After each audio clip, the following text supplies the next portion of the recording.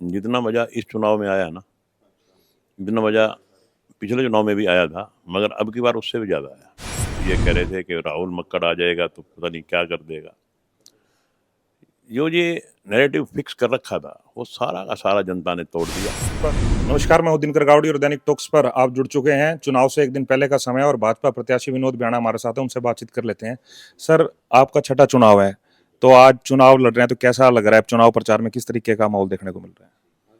दिनकर जी, जो मेरा चुनाव लड़ने का एक्सपीरियंस है, सही मायने में जितना मज़ा इस चुनाव में आया ना, इतना मज़ा पिछले चुनाव में भी आया था, मगर अब की बार उससे भी ज़्यादा आया।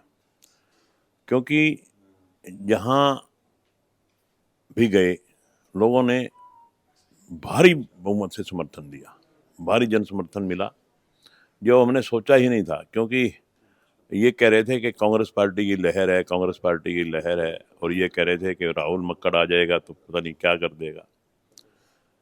ये नैरेटिव फिक्स कर रखा था, वो सारा का सारा जनता ने तोड़ दिया, और एक तरफा जनता ने मान लिया कि भाई विनोद बियाणा ही ठीक कैंडिडेट है, इसको जिताना है। चाहे वो गांव की जनता हो, चाहे वो शहर की जनता हो, बेशुमार जन समर्थन, हर गांव से, हर वार्ड से। सन 2000 में आपने पहला चुनाव लड़ा, और अब क्या, और पहले के चुनाव प्रचार में कुछ परिवर्तन देखते हैं? भाई, लोगों से पहुंचने में पहले से अब ज्यादा आसानी हो रही है, क्योंकि टेक्नोलॉजिकल डिजिटल युग आ गया है। इसमें कोई दो राय नहीं। 2000 का चुनाव में हमने डोर टू डोर गया, एक घर में गए, मगर अब वो जाने की जरूरत नहीं है। अब कारों में बैठ के, मोटरसाइकिल पे बैठ के वहाँ थोड़े वाइज मिल लेते हैं। मतलब उस समय चुनाव प्रचार करना ज़्यादा मुश्किल होता था, आज चुनाव प्रचार करना उतना मुश्किल नहीं है। ये बात सही है कि हर व्यक्ति तक तो नहीं पहुंचा जा सकता, क्योंकि 2 लाख से ज़्यादा वोट हो गए, हर व्यक्ति तक तो नहीं पहुंचा जा सकता, मगर हम कोशिश करते हैं आपके सोशल मीडिया के माध्यम से, या थोड़े वाइज इकट्ठे करके, या गांव में सामूहिक रूप से मीटिंग करके प्रयास करते हैं कि हर आदमी तक पहुंचा जाए। मगर हर व्यक्ति तक पहुंचना आसान नहीं होता, और उससे ये रह जाता है कि मन में कसक सी रह जाती है कि भाई उस वोटर से नहीं मिल पाए, उस वोटर से नहीं मिल पाए, क्योंकि समय थोड़ा होता है, एरिया ज़्यादा है, वोट ज़्यादा है। फिर भी हम, सोशल मीडिया हमारा बड़ा सहयोग करता है, सोशल मीडिया के माध्यम से हर आदमी से मिलने का प्रयास करते हैं, और अंततः लोगों के आखिरी दिनों में समझ में आ जाती है। लोग जो बुलाना चाहते हैं जी हमारे यहाँ, उनसे फिर हाथ जोड़ के रिक्वेस्ट कर लेते हैं, भाई साहब वोट डाल दो, चुनाव के बाद मिलेंगे आपसे, तो लोग हमारी बात मान लेते हैं।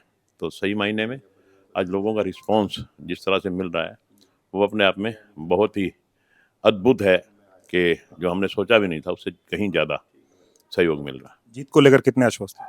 100%। तो सर, अब आगे हांसी के लोगों से क्या अपील करना चाहते हैं?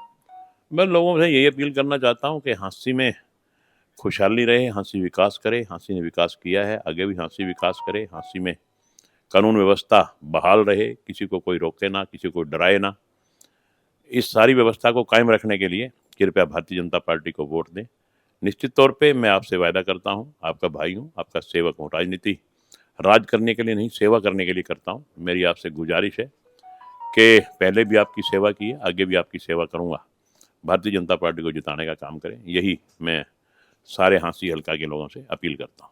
पिछले लोकसभा चुनाव में हमने दैनिक टॉक्स के माध्यम से 100% मतदान की अपील की थी, कि कुछ लोग मतदान नहीं करते हैं। तो इस विधानसभा चुनाव में भी हम ये चाहते हैं कि आप लोगों से 100% मतदान की अपील कर दें। नो डाउट, इसमें कोई शक नहीं। मेरी पूरे हाँसी हल्का के निवासियों से हाथ जोड़कर अपील है कि मतदान में हिस्सा जरूर लें, मतदान जरूर करें, क्योंकि मतदान के बड़े मायने हैं। मतदान से हमारी सरकार बनती है, हमारा देश का, प्रदेश का भविष्य बनता है, हमारे बच्चों का भविष्य बनता है। इसलिए मतदान जरूर करें, ये मेरी बारंबार प्रार्थना है, हर व्यक्ति से प्रार्थना है, हर वोटर से प्रार्थना है कि मतदान जरूर करें। दैनिक टॉक्स के माध्यम से हम भी आपसे ये अपील करते हैं कि आप अपना मतदान जरूर करें, क्योंकि आपका किया गया 100% मतदान सुंदर, स्वच्छ और शिक्षित हरियाणा का निर्माण करेगा।